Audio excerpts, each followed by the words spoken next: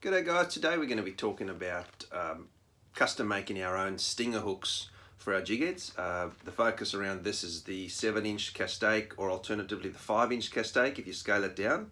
So the 7-inch Castaics come in a 3-pack. They're a great big Barra lure, especially in the dams, or if you're fishing the salt, and the main forage species for those that the Barra are looking at are fish like mullet or whiting.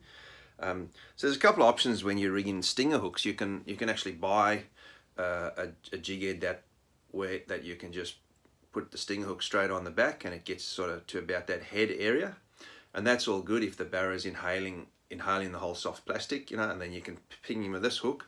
The other option is to actually physically custom make your stinger so that when that plastic is fully rigged, the stinger is sitting further back, and you can even, with that belly, you can even tuck that stinger in like so, and it'll run with just this 2 hook sticking out. The plus side of this stinger is that if the barra comes up under your plastic and swipes at it, that treble hook hanging there is gonna hook him up around that nose cheek area, and some of those bites that you get as a tap, you're going to result in hookups. Now the stinger really eventuated when guys were fishing tournaments and getting bumps and not converting them. However, it's extremely effective for a lot of these fish, and the way the stinger was made up or initially thought out was actually a method that I pinched off Craig Griffiths. He actually showed me one of his one day, and I had a look at it and went, geez, that's a good idea, especially on the 7-inch lures. So generally when I'm throwing the 7-inch lures through clean water or around the edges of weed beds, I'll run them with a stinger. So that's what they look like.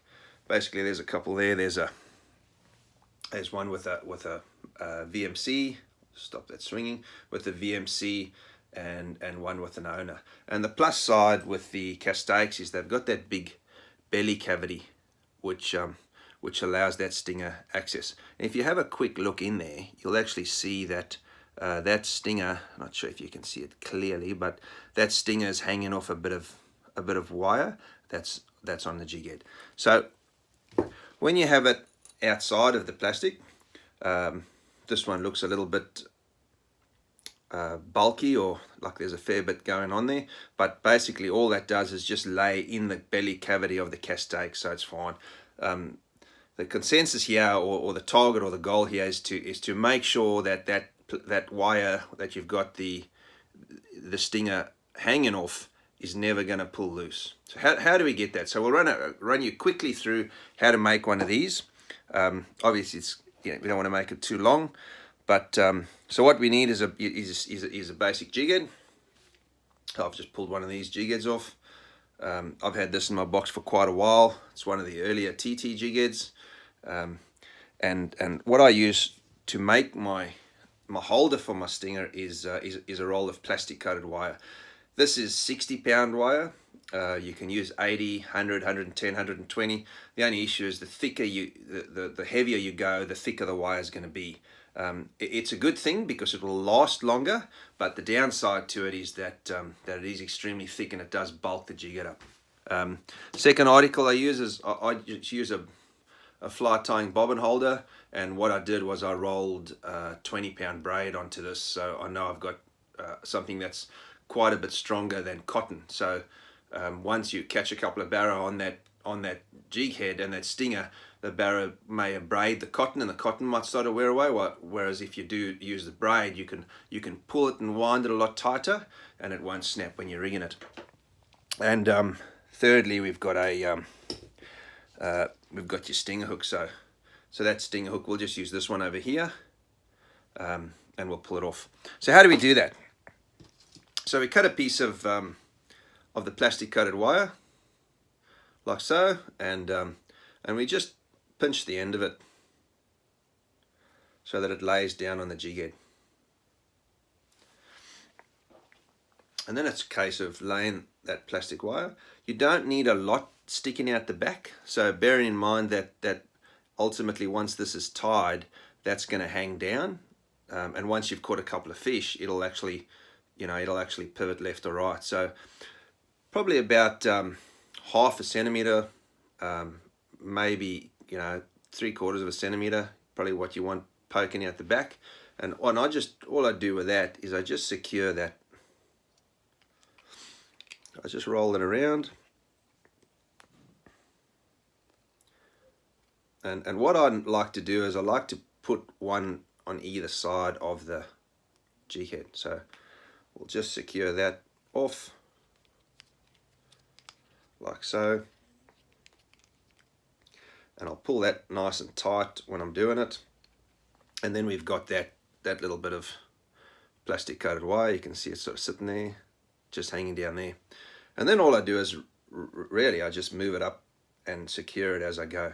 So I'll just jump across. We'll get that tag end out of the way. So I'll just get that tag end. So what I did with that tag end was I actually wrapped over it and back across it to make sure it's secure. And then we'll just jump across here, and then we'll do these ones down here. So we'll pull these ones nice and tight. We'll try and keep them separate, so when we roll them back we can roll them down the side of the jig head. And we wrap those up nice and tight with that 20-pound braid.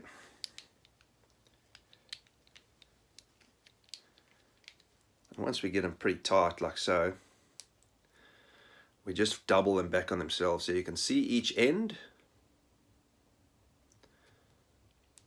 I might pull that end down so you can see each end of wire, and all we do is we fold them back on themselves like so and pinch them in our fingers. Same with this one, pinch that back. So now they're facing backwards and they're looped over there. So just give them a good pinch, and then we run over them again with that braid.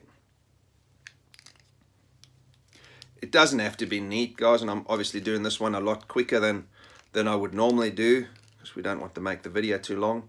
But once you've done that and they're doubled off, you can actually cut those off nice and short. So we'll get the side cut in there, trim that one on that side, trim that one on that side, and then we can finish that off a little bit. And then we'll hop across onto the back wire, and we'll make sure that's nice and tight. Pull it nice. And this is where the cotton can be frustrating. When you try and pull this tight and the cotton snaps, it all basically you got to start it all over again. So I'll make it nice and tight there. So we've got two tie down points. We've got the one point there, the other point there, and that's not going to pull off. Then we just secure that with a couple of half hitches.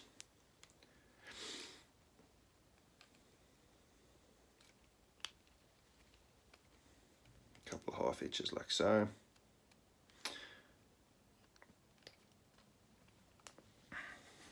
And we'll trim her off. And basically we come up with the jig head like so.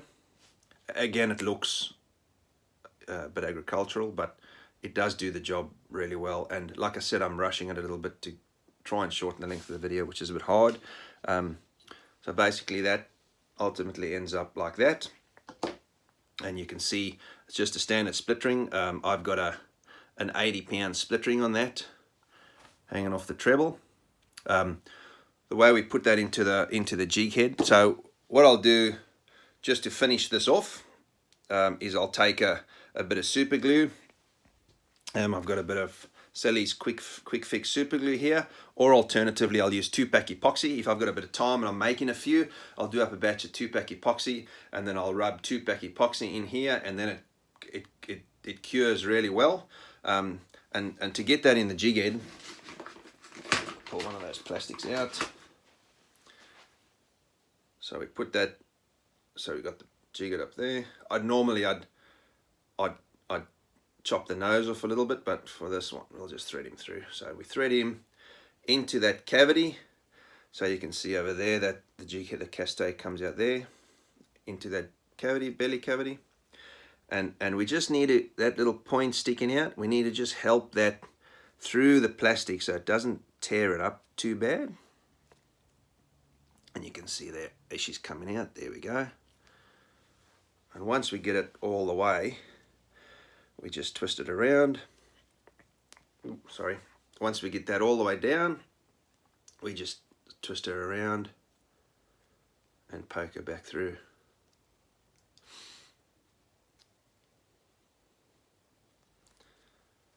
And then we come up with a nice straight plastic, and you can see the wire poking through there, just there. And you can actually give that wire just a little pull, and she'll stand a bit prouder. There you go. Now what you might notice, that with that bit of bulkier cotton on there, the plastic actually, you can see she's a bit more fatter in that midsection. And I'll make a comparison here to one rigged on with a jig head.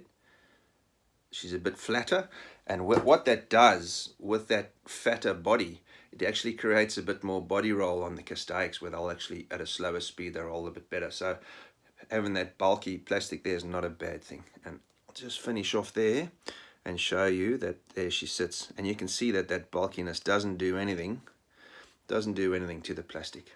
So there you go. End result is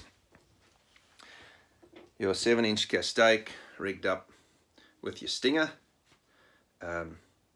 all good, and your stinger's right down the back. So that's a quick how-to on making the stingers for the 7-inch Castaics.